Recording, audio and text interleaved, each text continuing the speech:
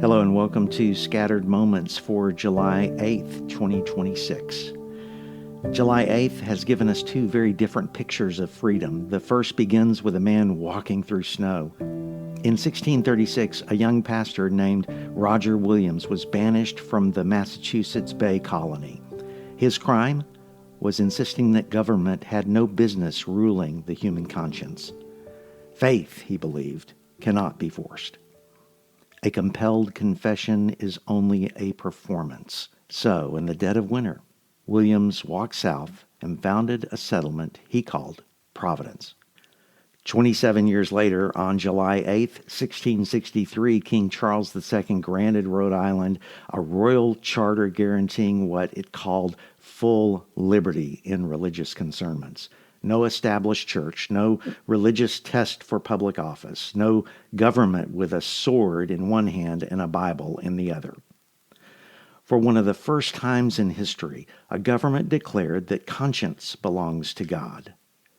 78 years later, on that same July 8th, another preacher stood before another congregation. His name was Jonathan Edwards. The town was Enfield, Connecticut. It had remained strangely untouched by the spiritual awakening that was happening around it, comfortable, complacent, confident.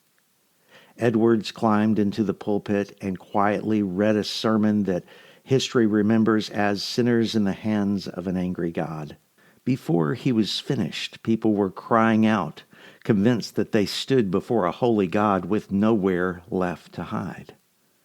At first glance, these men seemed to stand at opposite ends of the Christian story. Roger Williams spent his life making sure that no one would be forced into faith, and Jonathan Edwards spent one unforgettable hour making sure no one could feel safe without it. But they were protecting the same truth. Williams opposed coercion because faith must be freely chosen to be real. Edwards shattered false security because people cannot freely choose Christ until they see their true need.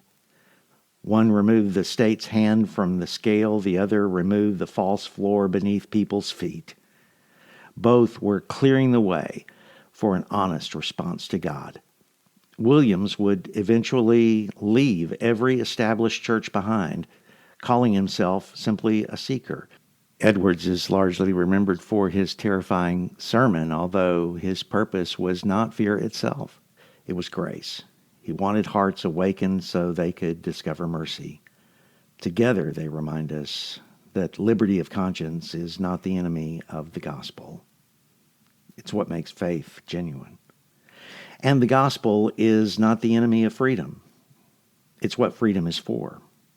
The Apostle Paul wrote, "For freedom Christ has set us free. Stand firm then, and do not submit again to the yoke of slavery."